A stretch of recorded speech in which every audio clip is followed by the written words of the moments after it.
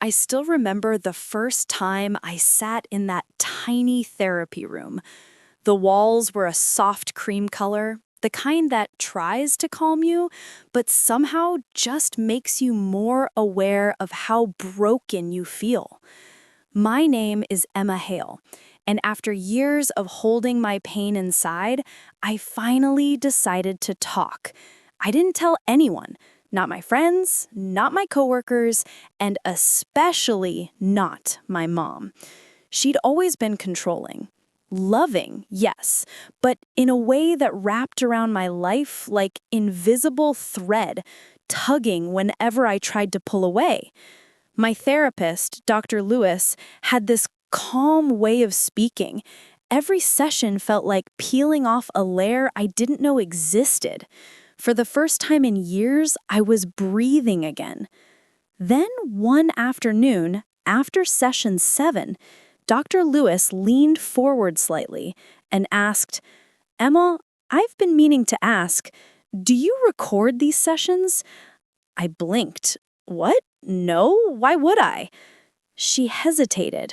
Her eyes flicked toward the corner of the office where the small voice recorder sat on the shelf. "Because someone else does." My stomach dropped. The air felt heavy, like the walls themselves were leaning in to listen. I left the office shaking, half certain I'd misunderstood her, half terrified that I hadn't. The next few days were a blur. Every time my phone buzzed, I wondered, who's listening to me? Then, I found it. A shared cloud folder hidden under my mom's email address. Dozens of audio files labeled Emma Therapy Session 1, Session 2. My heart stopped. She hadn't just been curious, she'd been listening to every single word I said about her. That night, I sat alone on my bed, the screen glowing in front of me. I pressed play, and there was my voice, trembling, crying, confessing things I'd never said aloud to anyone. And my mother had heard it all. The betrayal didn't feel like anger at first. It felt like silence, a kind of ache that went deeper than words. I didn't sleep that night. I just sat there, staring at the phone, knowing that the person who was supposed to protect me had invaded the only safe place I had left. That was the moment something inside me broke, and something else quietly began to awaken.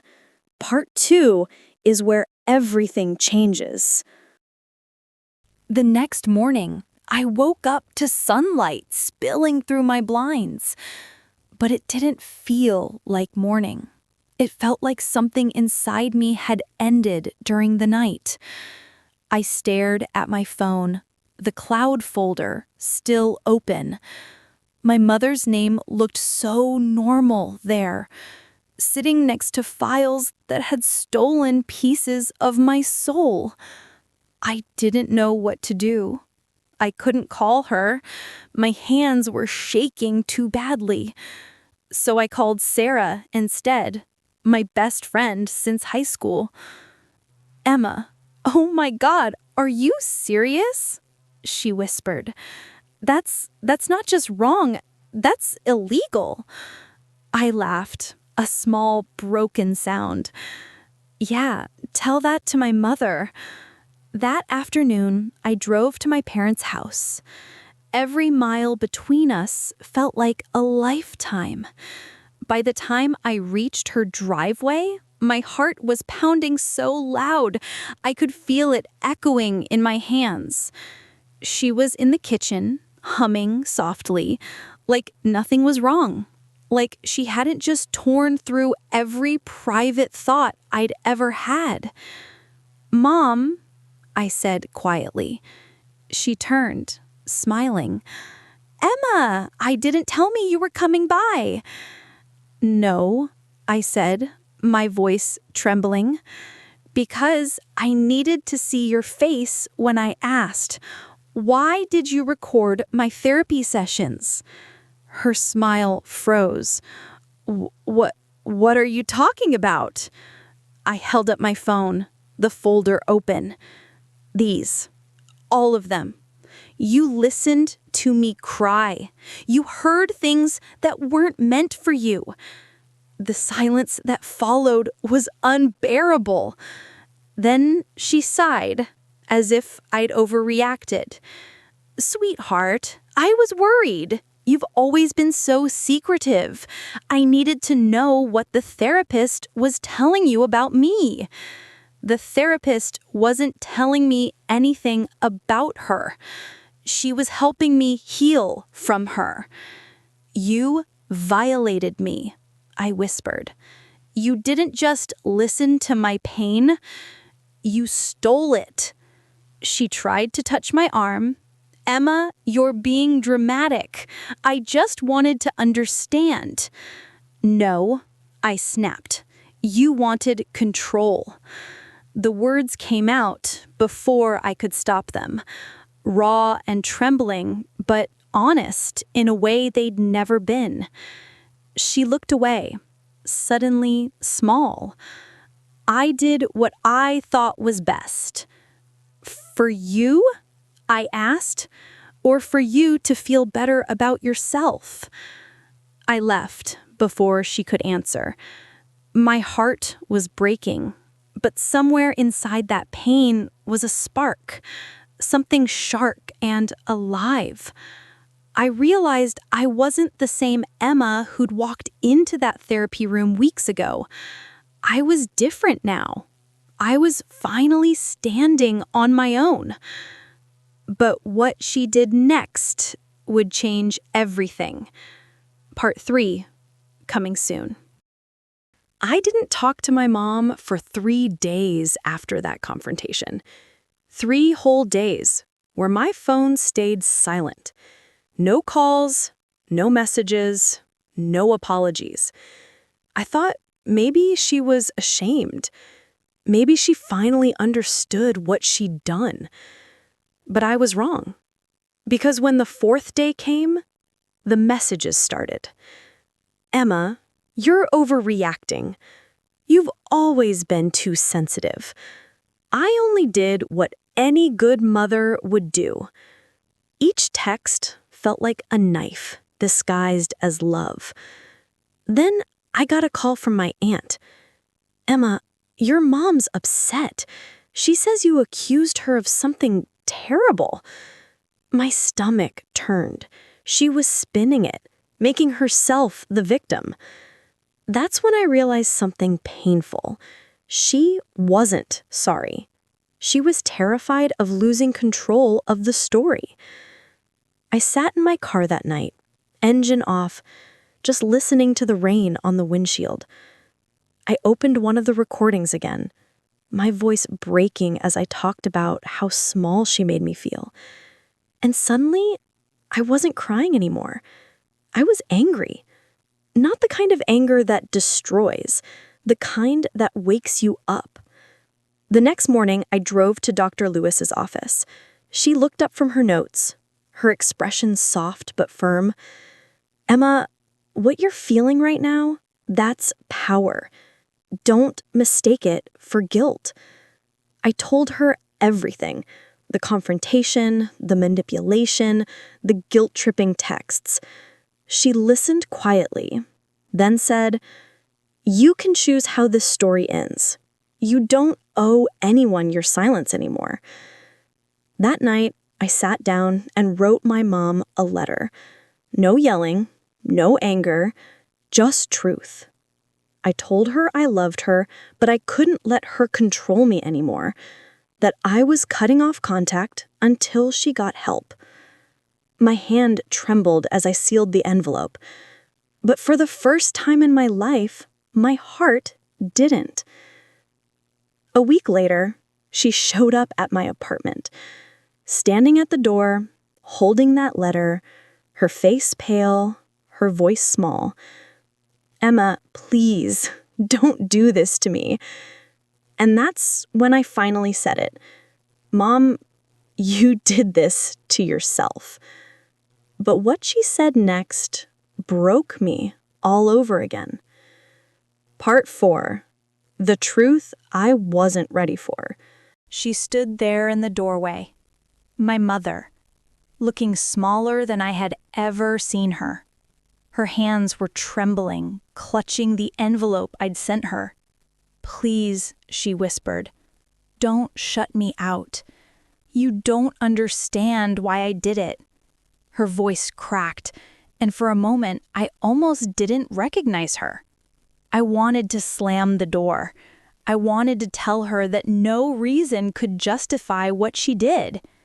But something about the way she was shaking stopped me. "Then tell me," I said quietly. "Tell me why you recorded my therapy sessions."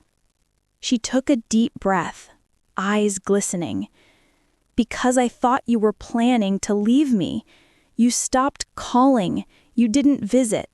I thought that woman, your therapist, was turning you against me." I stared at her, disbelief and heartbreak colliding inside my chest. "Mom, she wasn't turning me against you. She was helping me heal from everything I couldn't say to you."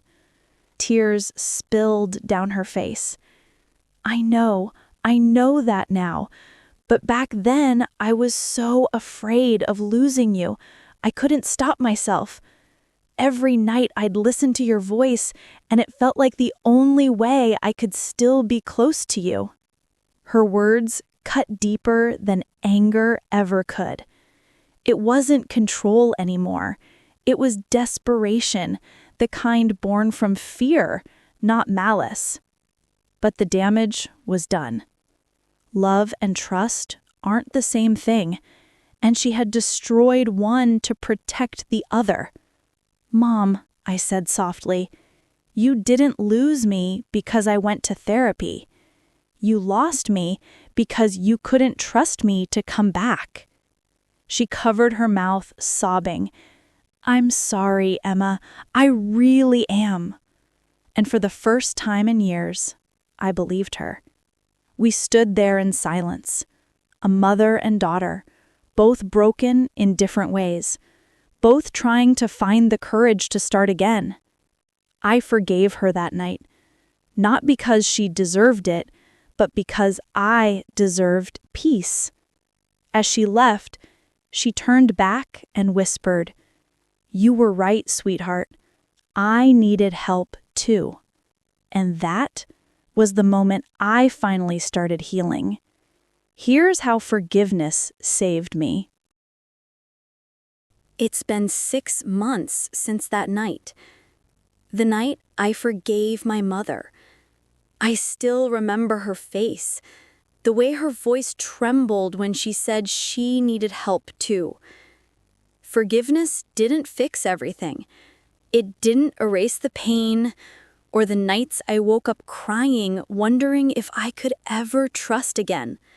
But forgiveness gave me something I never expected: peace. Not the kind that comes from pretending everything's fine, but the kind that grows slowly, quietly inside the cracks of a once broken heart. I moved into a small apartment by the coast. Every morning I walk by the sea, and for the first time, the silence doesn't feel heavy anymore. I still talk to Mom, but differently now. There are boundaries, respect, and pauses between our words. We're learning each other again, one honest conversation at a time. My therapist once said, "Healing isn't about going back to who you were before. It's about becoming someone stronger because of what happened." Now I understand what she meant. My mother lost her way trying to hold on to me. And in forgiving her, I found the courage to hold on to myself. Sometimes love hurts. Sometimes it breaks us open so we can finally see who we are beneath the pain. And sometimes forgiveness is the only way out of the storm. I no longer hide from my voice. I record it now. But this time, it's mine, my story, my healing, my truth.